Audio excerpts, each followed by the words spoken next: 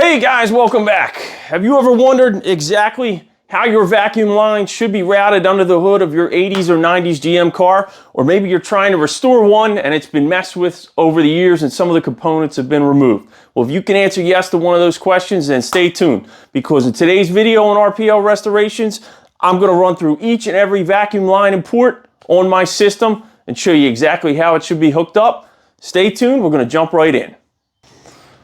All right, a couple of quick disclaimers before we get started. Number one, if you haven't seen part one of the series where I run through each system and describe to you in quick detail what it does, make sure you check that out. I'll include a link up top and in the description. All right, disclaimer number one. Now keep in mind, when you're working on one of these systems, every system is manufacturer, car line, and year specific. So, for example, today we're going to be working on a 1987 Oldsmobile Cutlass Supreme with a 9-code 307 motor. The vacuum system on a Y-code 307 may be different. Vacuum system on an 86 Cutlass Supreme 442 with a 9-code 307 motor may be different. Also, Chevy 305s are used in a lot of cars over a lot of car lines.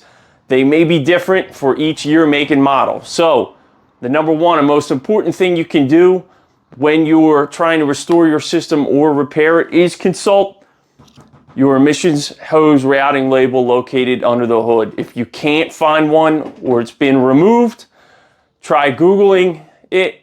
I guarantee you'll find it out there somewhere. A lot of them, especially for the more popular models, are actually being reproduced so you can replace it. Oh, and also, before I forget, if you can't find it, Facebook forums. Reach out. A lot of us car owners are very friendly. We'd be more than happy to take a quick picture of our emissions label and send it to you if you need it. So that's also another option you guys have. Now let's jump right in. Today's video, I'm going to work my way around the carburetor, starting in the back. I'm going to show you each and every vacuum port and what it's hooked up to and how the hoses are run. So let's start by taking a look at the back of the carburetor where we have our brake set up. Hey, our brake set up comes off a nozzle on the back of the carburetor. It includes a hard line that's run back here through a filter into the power brake booster. Power brake booster requires a lot of vacuum, so you can't run it off a hose. So you're going to have to either retain that line or find a really good source of manifold vacuum if you plan on changing your system. But that's number one. Directly next to the brake line, you have another port that runs off and provides manifold vacuum. That runs off a small hose to a T-junction. After it hits that T-junction, part moves to the left where it goes to our air management valve and provides the vacuum for that.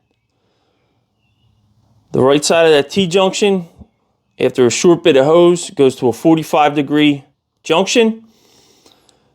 Part of it branches off where it provides vacuum to our EGR solenoid control system, and it also provides vacuum to the thermal vacuum switch, which then has another hose that runs down to our early fuel emissions valve on the exhaust.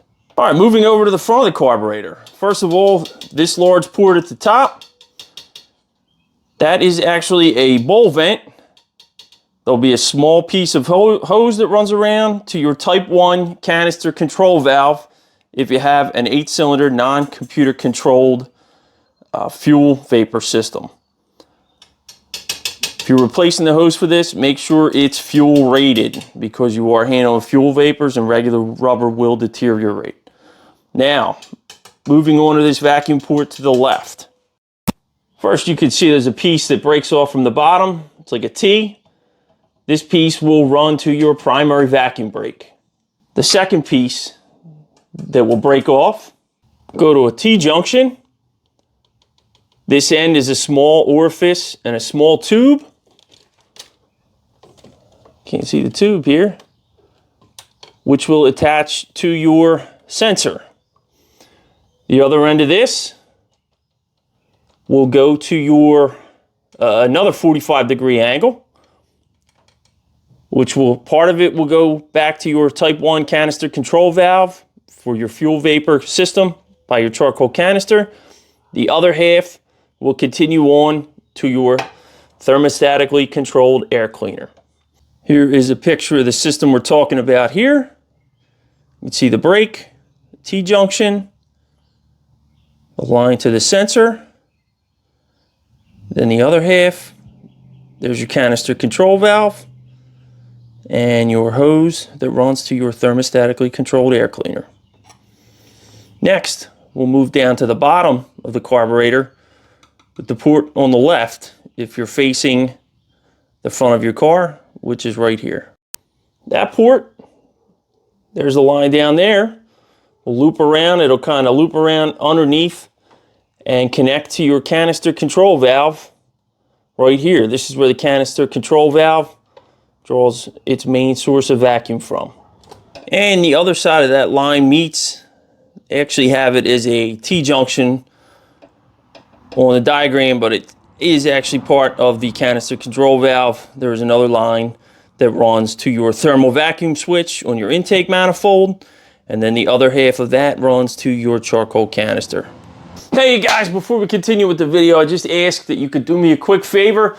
If you're liking this video and you're finding it helpful or interesting, please hit that like button. This way YouTube will show it to more people. Also, if you're into these cars and the things that make them go tick, make sure you hit that subscribe button. I'm trying to push out a lot of content, especially as we move through the spring into the summer, because I know a lot of you guys are trying to fix your cars up and get them back on the road. So hit that subscribe button. This way you don't miss a thing. All right, now back to the vacuum lines. And the last vacuum port on the front of the carburetor is located right here, right under your throttle position sensor. That is the line you see right here underneath the throttle position sensor. This one comes out, loops around, kind of on the valve cover, goes to another junction at our solenoid controller back here.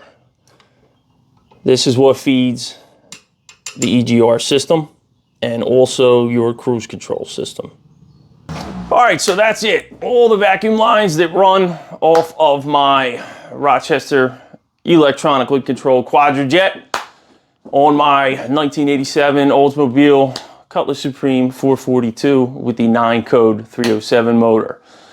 Some of you guys, if you're trying to put these things back together, God bless you, because I know it can be tough. I've had to do it myself a couple of times, and it can be frustrating. So make sure you track down a diagram and follow along for more content. If there's anything I was unclear about or you need more information on, please throw a comment in the comments section. I'll do my best to find you an answer and get back to you as soon as I can. Thanks for tuning in. I'll see you on the next one.